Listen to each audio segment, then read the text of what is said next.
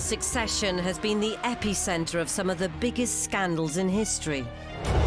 Most of the peaks and troughs of the monarchy's existence have been predicated on crises involving illegitimate children or fights over who should exceed the throne. There's been abdication, enemy blood relations. George V, he is cousins with Nicholas, the Tsar in Russia. He is cousins with the Kaiser.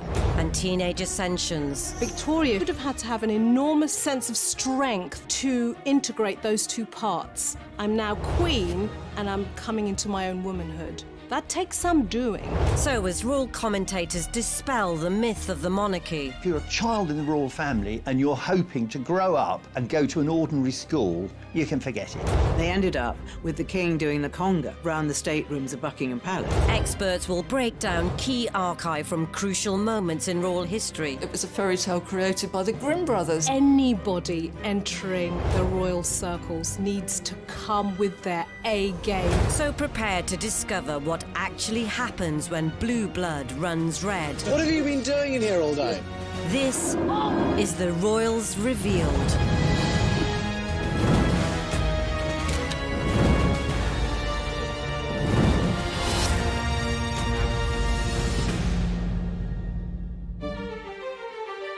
This episode will reveal just how important succession is to the royals. Elizabeth, she knew that her situation as a very young woman becoming the monarch of what was still then a pretty big empire paralleled her ancestor Queen Victoria. And although the monarchy may seem stable enough today, She wants to go down in history as an extraordinary monarch, and she will. We have become used to seeing the traits that she uses as being primarily regal and idealistically regal. In a way, we tend not to question them very much. do the next in line need to learn the lessons of the royal bloodline? I think abdication remains a dirty word in the Queen's vocabulary because she still blames Edward VIII for thrusting her father onto the throne and effectively blames that for his premature death. Henry VIII had loads of sons out of wedlock, and we even had a situation in which James II, when his wife was pregnant, everyone said it was a fake bump. To avoid making the same mistakes in the future. He knows exactly his position when he becomes sovereign, that he's got to put up and shut up, in so many words. The Queen has been the ultimate constant in British life, and that, of course, puts pressure on everyone that follows her to do just as good a job. On the 2nd of June 1953, the world rejoiced at the coronation of a new queen.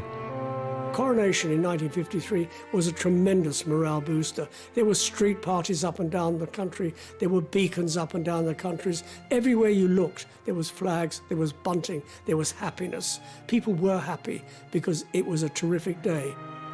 One of the most important coronations of the last century, given that it's led to this record-breaking reign by Elizabeth. Nearly 7 decades on, it's almost impossible to conceive that there was a time when she may not even have taken up the mantle of monarch. Elizabeth II was brought up as a little girl who was never intended to be queen. Her life was one to be of an aristocratic marriage on a big estate in the country, and everything changed when she was 10, when her uncle Edward VIII abdicated. He risks the power and the glory of his position and creates the greatest British crisis in centuries as he clashes with cabinet and parliament. The Duke of York is next in line for the British throne, and next to him in succession is his eldest daughter, the Princess Elizabeth, shown here with her father and mother. She was just a little girl, and she and her sister Margaret were at home, and they heard people shouting outside, and they went to ask a footman, what's happening? And the footman said, your uncle Edward VIII has abdicated, and your father is George VI. And Margaret said to Elizabeth, does that mean you'll be queen now? And Elizabeth said, I suppose so. Princess Elizabeth to go from being third in line to heir, aged only 10, must have felt quite destabilising, because I'm wondering whether the behaviour of those around her would have shifted gear, because she'd have gone from being an aristocrat, minding her own business, to suddenly in the spotlight, and the attention on her to groom her behaviour for her path to the throne would have been of paramount importance. However, within the family there had always been a precautionary nod to the notion of a potential succession. Edward VIII was considered a bit of a playboy, and there wasn't much prospect of him marrying and having children when Elizabeth was a young woman. George VI, mindful of this, didn't necessarily think that he would take the throne, but thought that the throne would pass from his brother to his daughter. So Elizabeth did have lessons in constitutional history and forged a bond with figures like Winston Churchill, even as a child, because there was this sense before even George VI became king that she would be next in line. Now, a lot of that framework and structure may very well be about protocol, how to behave, which knives and forks, all that kind of stuff, how to, greet heads of state. What might not get as much attention is her emotional and psychological well-being, because this is still a little girl growing up in this environment where suddenly she's got a lot more to think about. And at 10 years old, what are you thinking about? Hanging out with your sister, maybe hanging out with your friends, and thinking about playing. When Elizabeth was growing up, she would have sensed that what you can do and what you can't do is very clearly defined. She couldn't mix with people outside the royal circle. As Elizabeth watched her father take his reluctant place in the line of succession, it was a time of mixed feelings, particularly towards her uncle Edward. So you definitely see, I think, a general resentment in the whole country of Edward VIII of abdicating, but also within the feelings of Elizabeth II. She really did feel that her uncle had left them in the lurch, had left her father doing a job he perhaps wasn't entirely suited for. But in the long successional history of the monarchy, George VI certainly wasn't the first to ascend the throne in remarkable circumstances.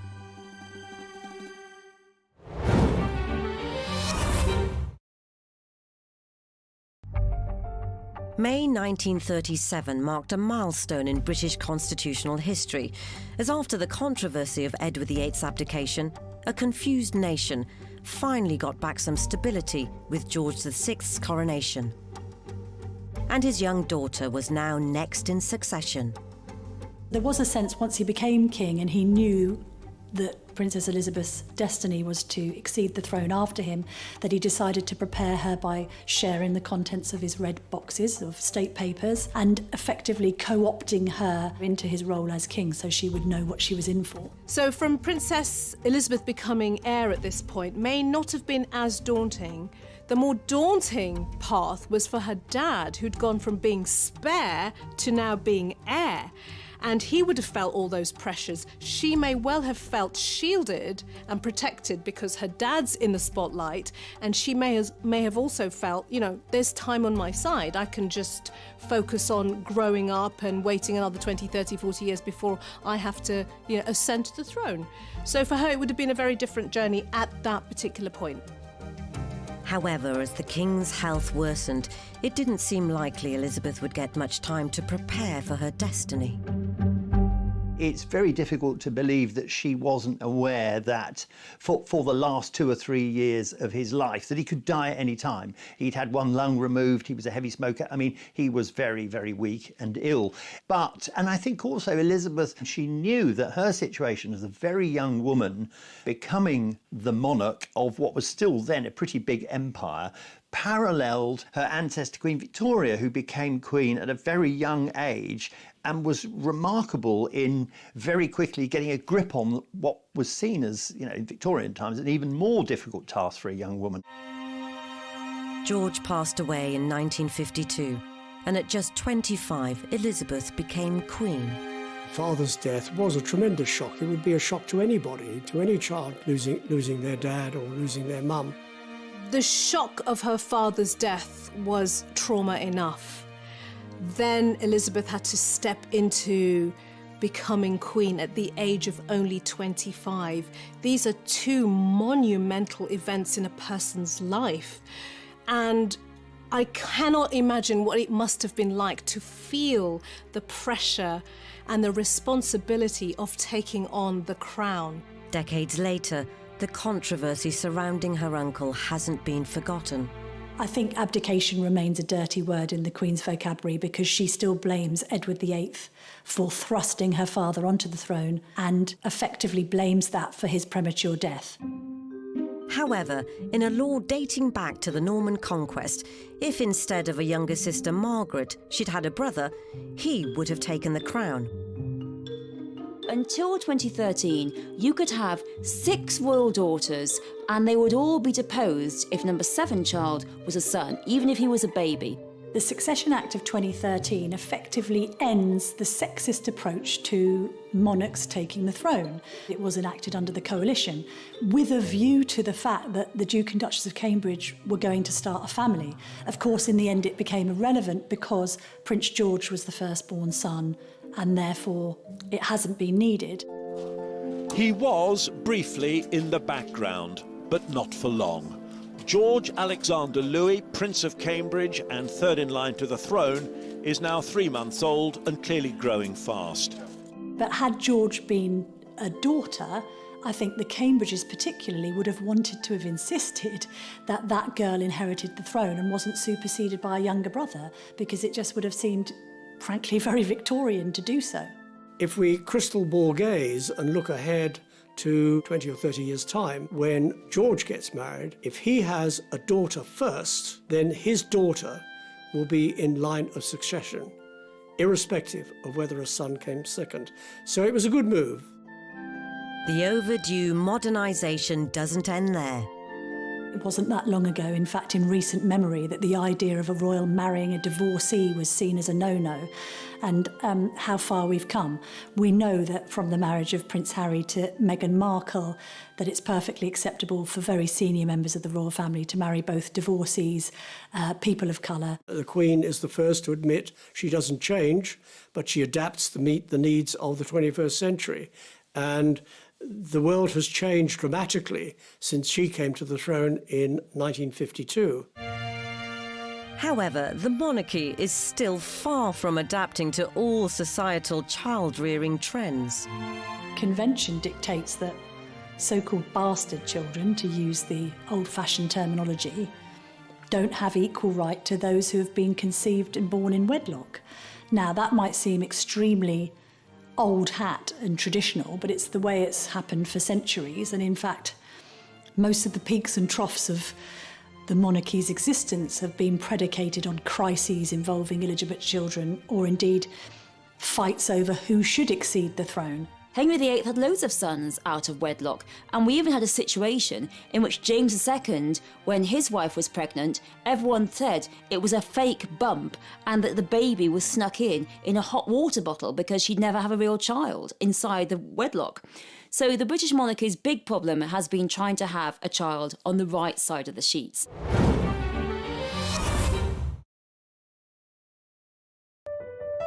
Many have claimed that they are born of royal blood. Most startlingly, in recent years, US publication The Globe alleged Prince Charles and Lady Diana had a secret daughter called Sarah. I must confess I have no knowledge of a secret daughter called Sarah born to Princess Diana and Prince Charles, as alleged by The Globe. I think that's just perhaps a headline too far, a conspiracy theory that has been widely debunked and isn't given much respect. The monarchy has clearly stabilised since, but some of her predecessors had a fight to get to the throne in the first place. Not least, much heralded leader, Queen Victoria. Queen Victoria was someone who really turned the fortunes of the monarchy around. And Victoria was also seen as the monarch of empire. This was the moment in which the British Empire became the race for land, oppression, conquest, looting, and Victoria was this queen over it all. Yet photos from the latter half of the 19th century don't exactly radiate an effervescent leader. I think, like all Victorian photographs, they probably took about half an hour to take the photograph. So they're quite carefully posed. And I think people get this image of Queen Victoria with her rather stern look and the black clothing and the upswept hair. Her personality was in many ways quite the opposite. Victoria was also the queen of spin. She recognised the importance of newspapers, of image, And Victoria's image of herself, the pictures that were produced of her, really they created this vision of a virtuous, perfect queen. The power of Victoria's image was such that one picture of Victoria and Albert with a Christmas tree meant that the Christmas tree went viral, and after that everyone had to have a Christmas tree when they never really had one before. Victoria made herself, to use very modern parlance, into an influencer. However, this influence Victoria held over her empire and her public only came to be after perhaps the most complex and unlikely route to succession in the history of the monarchy. Queen Victoria was never meant to come to the throne. You have to go back to her grandfather, George III, who had 7 sons, 6 daughters, and by 1800, this lot, 7 sons, 6 daughters, all adults, had produced between them 56 illegitimate children and 1 legitimate heir. And this one child, Princess Charlotte, she died just after childbirth. And without Princess Charlotte, there was not a single other child. So the race was on for someone to create a new heir. All the uncles, all the sons of George III suddenly thought, I need to get rid of my mistress, marry a German princess as a Protestant, and then have a child, because if I have a child, I'll get loads of money and pay off all my debts. So it was pretty mercenary, really. And an unlikely sire came to the forefront as Edward, the Duke of Kent, set out on a marital quest. He's only really got a small potential amount of possibilities. She has to be Protestant, she has to be royal, and she has to be of childbearing age. Also, she has to be willing to marry a man who's nearly twice her age because he's 50, and he was pretty lucky to get Victoire of Leiningen, a young woman who was 30 with 2 children, which proved that she could have children, and unlike many of the other royals, they did also manage to have a legitimate child. Victoria was born at Kensington Palace in May 1819. She was, well, a healthy little baby, but so far from the throne, she's a girl, and she's the daughter of the 4th son. No one's ever going to see her come to the throne, but her father said, my brothers are not so strong as I am, the throne will come to me and my children. He died just 8 months later.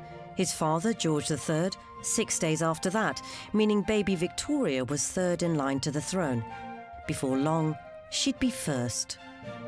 Queen Victoria became heir to the throne at such a young age because her various uncles were dying. Simple as that.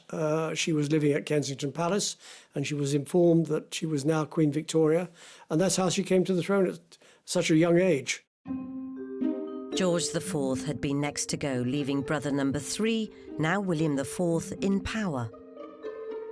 With Victoria only 11 and on course for the throne, her mother and her advisor, John Conroy, set about preparing for her destiny. She was given very strict structure. She was raised in this Kensington system of education that was devised by her mother's advisor, Conroy.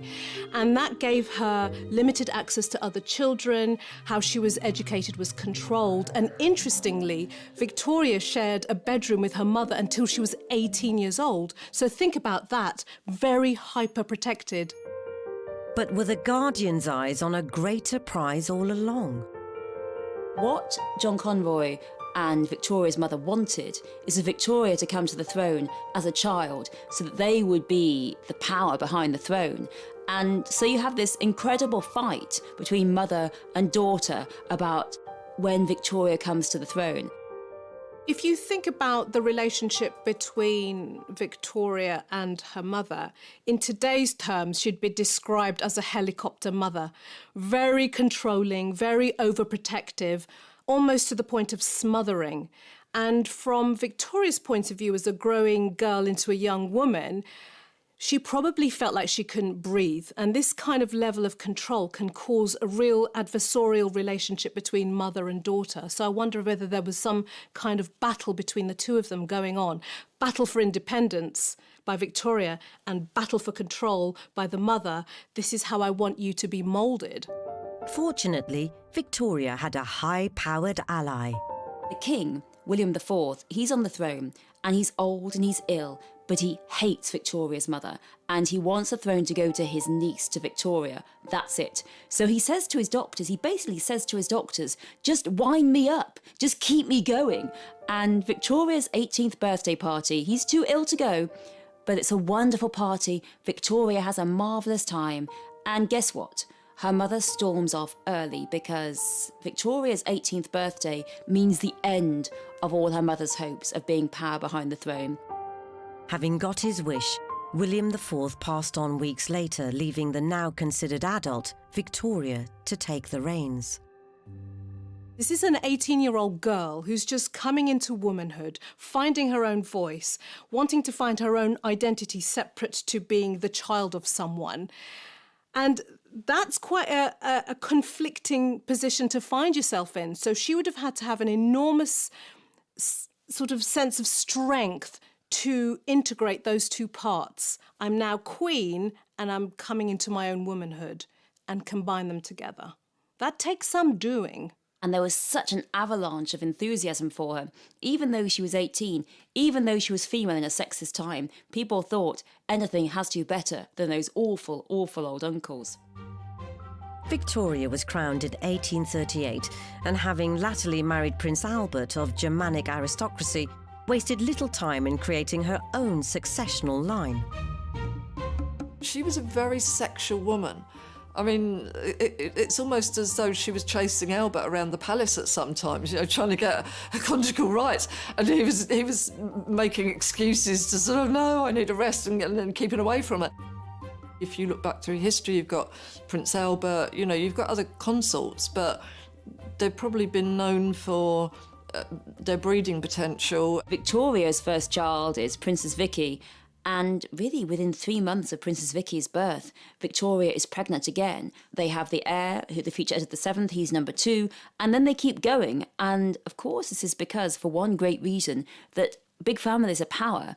And for Albert and Victoria, they want to marry their children into the other European royal families to create links, to create friendships and create relationships, because Albert and Victoria believe that if your children are all married into foreign royal families, then you will never, ever want to go to war.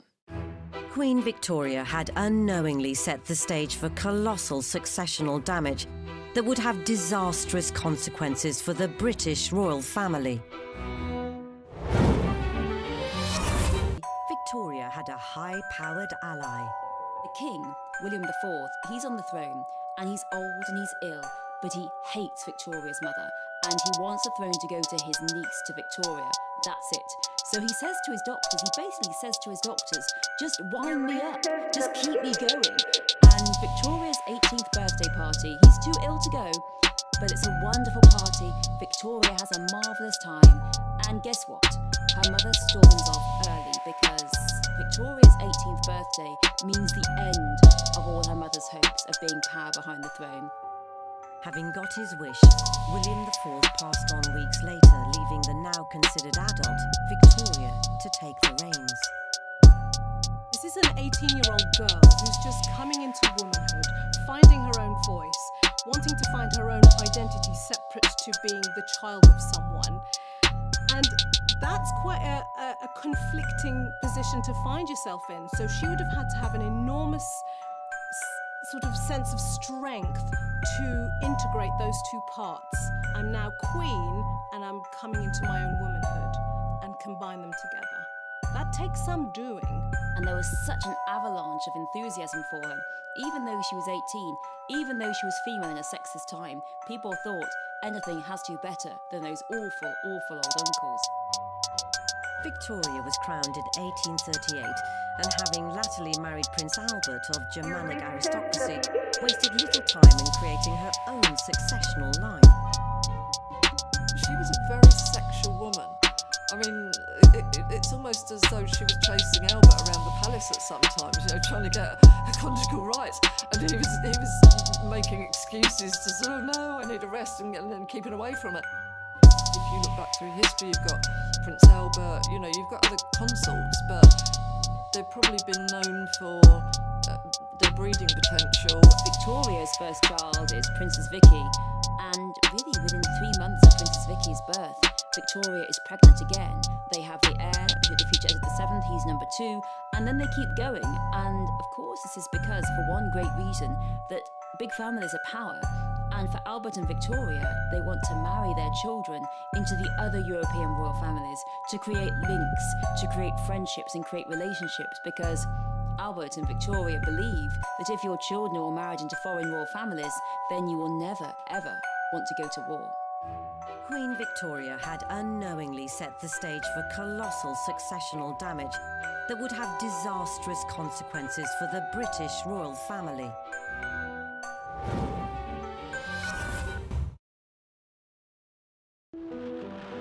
Queen Victoria's idea of breeding harmony into Europe may have spectacularly backfired, but she was never very keen to promote their duo nationality lineage in public anyway.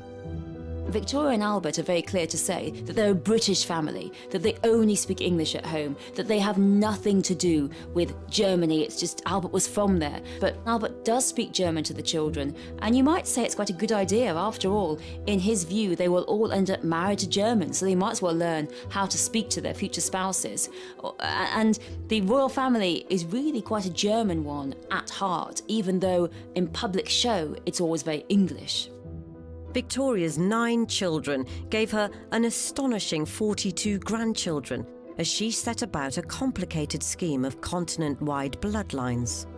Queen Victoria was an arch matchmaker, and she wanted all of her children married into royal families across Europe. Of course, spreading haemophilia as they went, but never mind about that. And you have a situation thus that all of the monarchies are even more interrelated than they ever were. Though her family was spreading the seed far and wide, Victoria herself lived a much more reclusive life after Albert's death in 1861. She was desperately in love with Albert. Her world came crashing down when Albert died in the early 1860s, and nobody saw sight of her except her private secretaries and her prime minister. Though ever the proud queen, she was adamant to appear one final time in public for her Diamond Jubilee in 1897. By this time, the lady was pretty large, and so Thanksgiving service at St. Paul's Cathedral had to be conducted with the clergy and the congregation on the steps of St. Paul's, while Queen Victoria remained in the carriage because she couldn't actually be got out or even attempt to make the steps into St. Paul's. Victoria died in 1901, but would her international royal legacy continue? After Victoria, her son Edward VII becomes king, then his son George V, and George V is the king for the First World War, and you have a situation in which he's related to all of the royal families through his mother's matchmaking efforts. He is cousins with Nicholas, the Tsar in Russia. He is cousins with the Kaiser. Unfortunately, it was anything but happy families.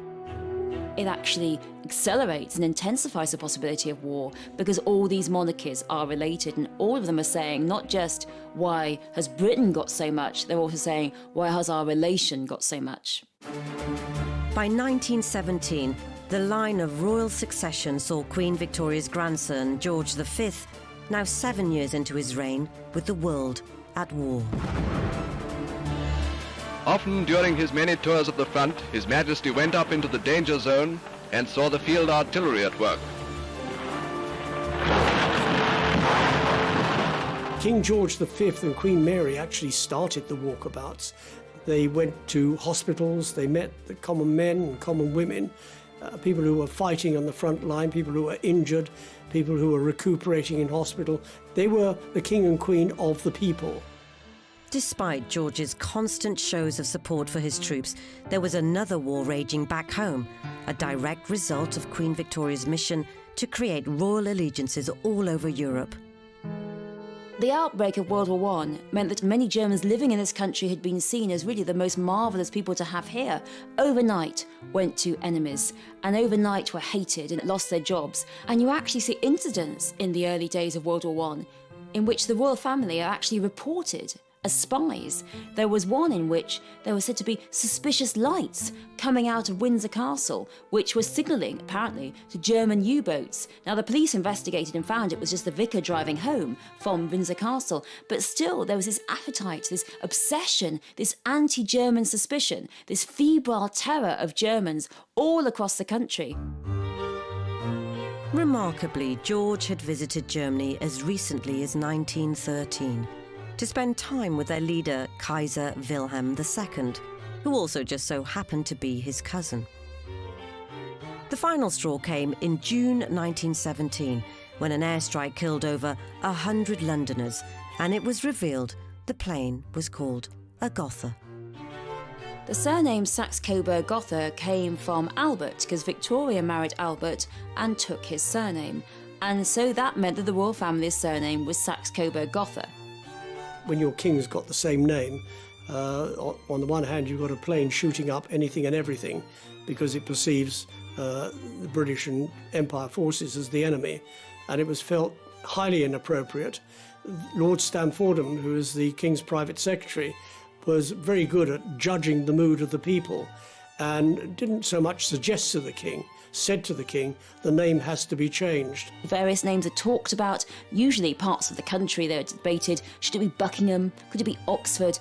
Britannia was even thought about, which would have been highly appropriate. But in the end, Windsor is plumped upon. They choose the name Windsor, a completely fake, made-up name, simply because they like Windsor Castle. Just 4 days after the Gotha airstrike, George V had officially changed his name. The House of Windsor remained, as other monarchies throughout Europe fell. But this would have a knock-on effect to future royal generations.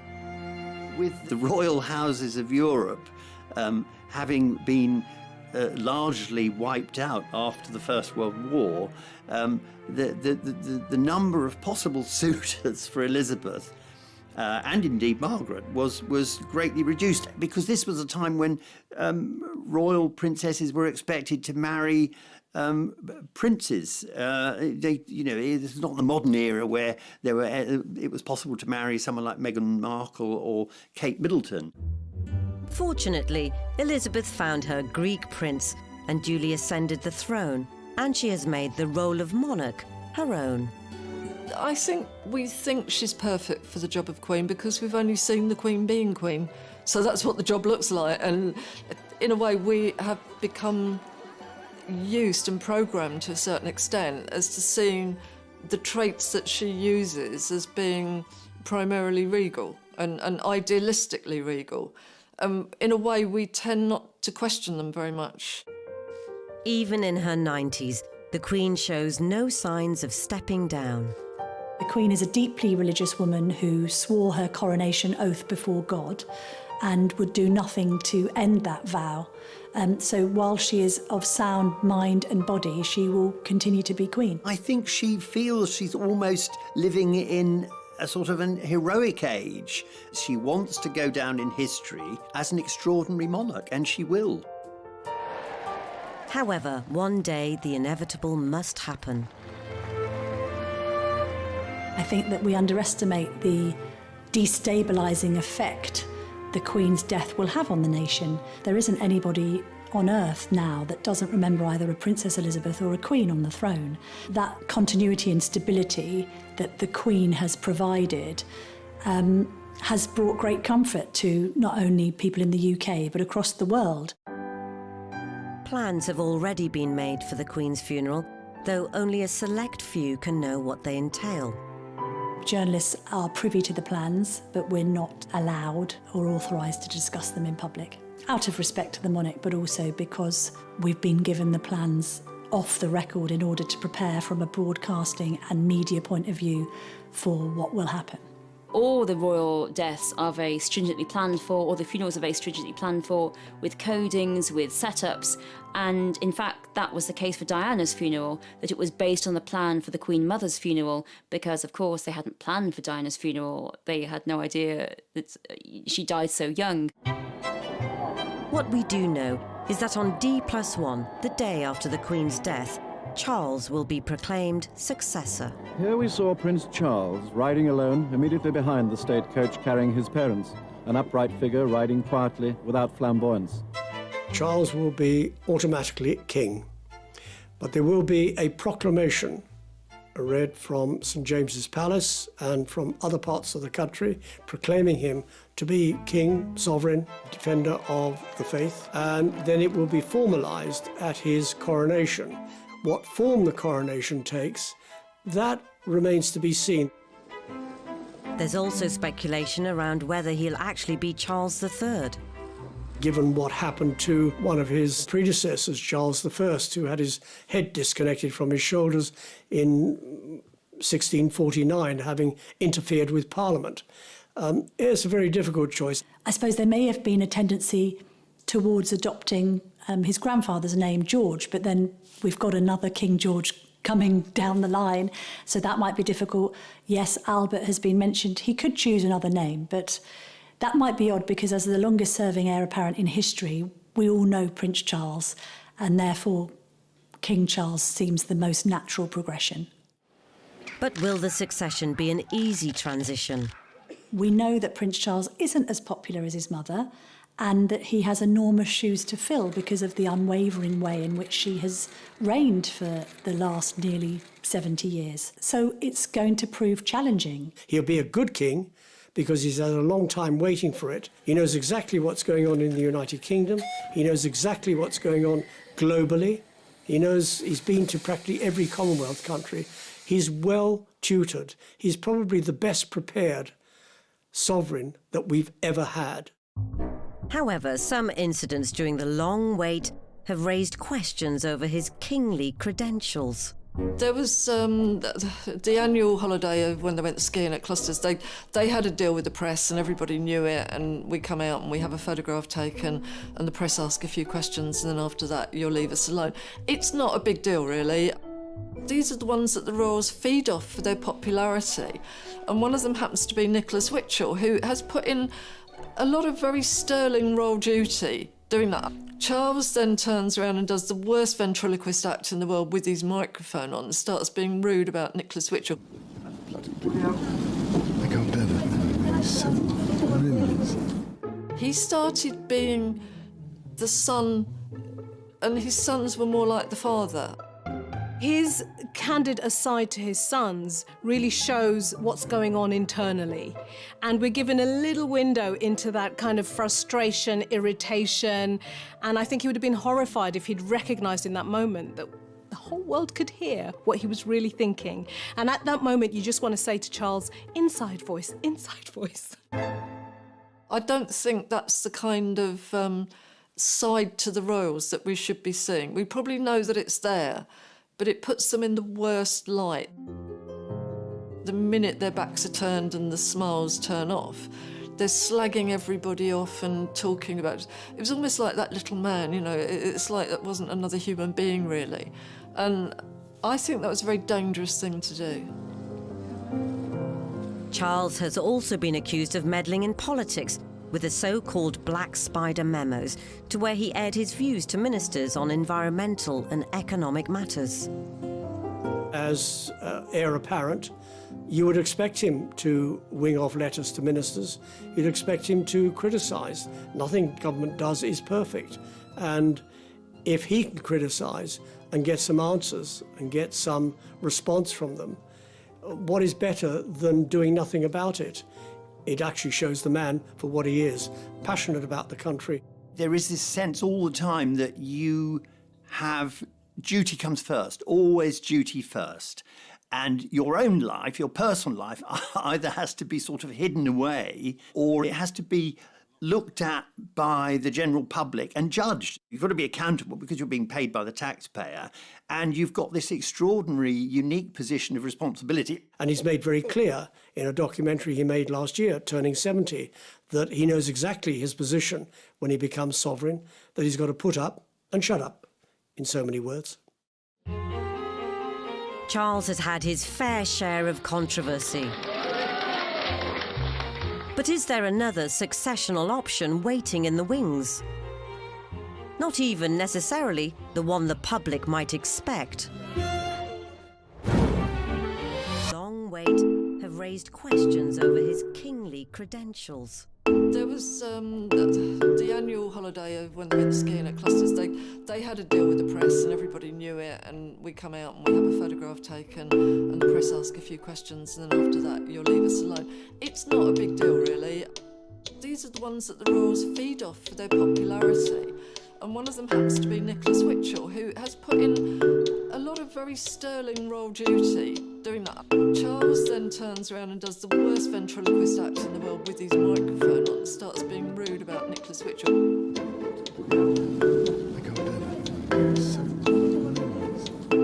He started being the son, and his sons were more like the father. His candid aside to his sons really shows what's going on internally, and we're given a little window into that kind of frustration, irritation, and I think he would have been horrified if he'd recognised in that moment that the whole world could hear what he was really thinking. And at that moment you just want to say to Charles, inside voice, inside voice. I don't think that's the kind of side to the royals that we should be seeing. We probably know that it's there, but it puts them in the worst light. The minute their backs are turned and the smiles turn off, they're slagging everybody off and talking about it. It was almost like that little man, you know, it's like that wasn't another human being really. And I think that was a very dangerous thing to do. Charles has also been accused of meddling in politics with the so-called Black Spider memos, to where he aired his views to ministers on environmental and economic matters. As heir apparent, you would expect him to ring off letters to ministers. You would expect him to criticise. Nothing government does is perfect. And if he can criticise and get some answers and get some response from them, what is better than doing nothing about it? It actually shows the man for what he is, passionate about the country. There is this sense all the time that you have duty comes first, always duty first, and your own life, your personal life, either has to be sort of hidden away or it has to be looked at by the general public and judged. You've got to be accountable because you're being paid by the taxpayer, and you've got this extraordinary, unique position of responsibility. And he's made very clear in a documentary he made last year, turning 70, that he knows exactly his position when he becomes sovereign, that he's got to put up and shut up, in so many words. Charles has had his fair share of controversy. But is there another successional option waiting in the wings? Not even necessarily the one the public might expect.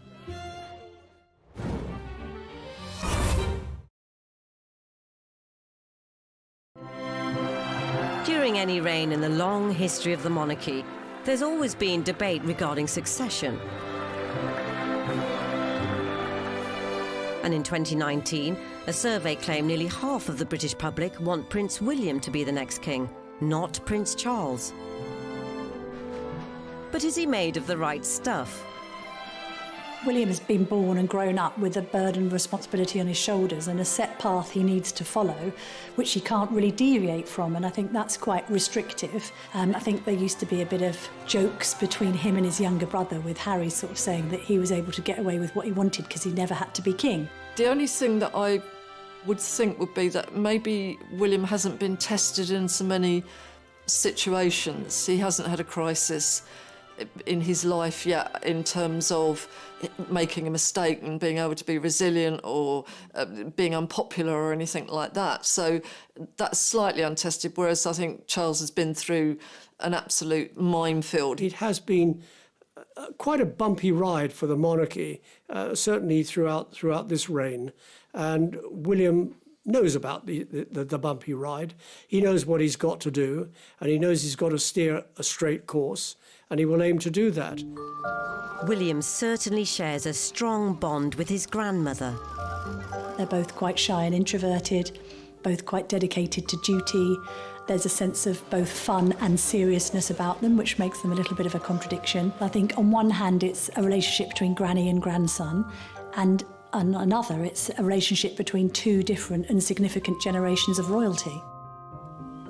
She has a vested interest in him, more so than in anybody else, that he actually gets it right, that he learns the art of kingship.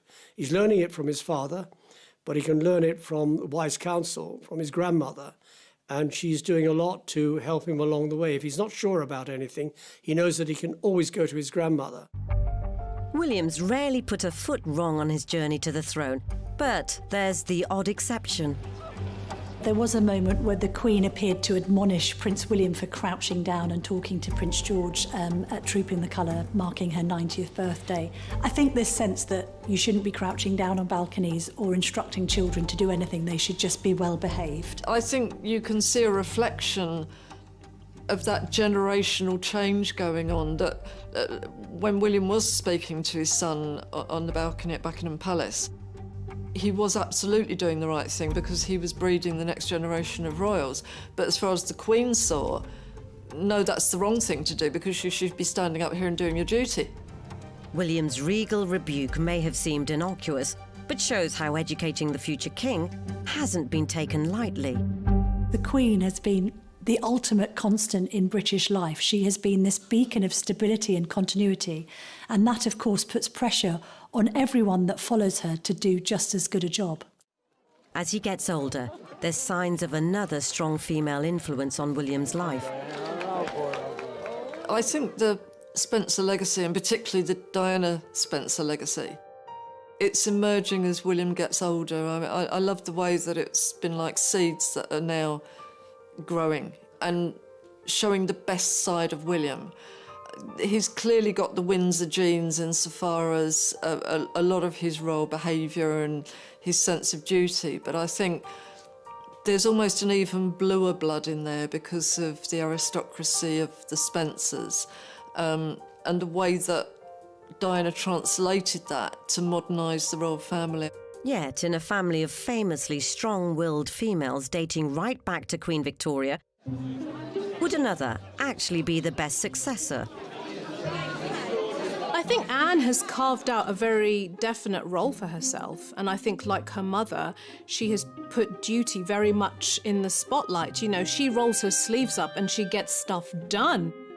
I have to say that in capital letters, I've never seen anybody as stoic as Princess Anne. She's old school royal, and she has the look of somebody that even if they accidentally chop their leg off, they'd just get up and laugh about it and, you know, carry on with what they were doing. She's like the knight in the Monty Python film, you know, she would never complain about anything. She's a real trooper. I'm not necessarily sure whether the Queen would have preferred Princess Anne to be Queen rather than Prince Charles be King, but she certainly, as the Queen's daughter, her most trusted confidant. May I invite you to final touches to this rather fine oak tree? I think in the absence of her mother, the Queen Mother, and her sister, Princess Margaret, Anne has grown closer to her mother over the years, always associated with being more of a daddy's girl, but actually she's been a stalwart support of her mother. But do the magisterial similarities go even further back? Yes, there would be a lot of similarities between her and the Queen Victoria school of royals. Not just that, but in other aspects of the personality as well. There's that sort of uncompromising dress and styling that Anne wears clothes that she probably bought in 1970-something or other. You know, she swept her hair up at some point when she was about 19 and it stayed up there. It's that I'm not going to bend and flex to fashion. Like Queen Victoria, I think, outwardly hugely intimidating. Though, should the monarchy be looking forward and not back to the bloodlines of yesteryear? It is unique that we have this monarchy in the 21st century that is recognised throughout the world. But I believe this sovereign, Queen Elizabeth II, is very much in touch with the people. You've only got to look at the address she gave on April the 5th over COVID-19, when she uttered the famous phrase, "We will see our friends again, we will see our family again, we will meet again." That's how much in touch she is with the people. People felt very comforted by that. This isn't born out of political ambition or personal ambition. It's born out of a desire to make sure that when the chips are down, the nation can be rallied. And that is very much taken from the Queen Mother and George VI's book of boosting British morale during the Second World War, when, frankly, the nation needs their help. They're enduring, you know, we've had them a long time, and they are also willing to hold on to tradition while also behaving in progressive ways that we can then relate to. And as the Queen has always said, we're here for as long as the public want us to be here. And in the absence of the public calling for there to be a republic and for an abolition of the monarchy, they will continue. And so she overtook Queen Victoria's 63 years on the throne to become the UK's longest-serving monarch in 2015. Elizabeth II displayed a characteristic modesty any future successor will be wise to replicate. Inevitably, a long life can pass by many milestones. My own is no exception. But I thank you all, and the many others at home and overseas, for your touching messages of great kindness.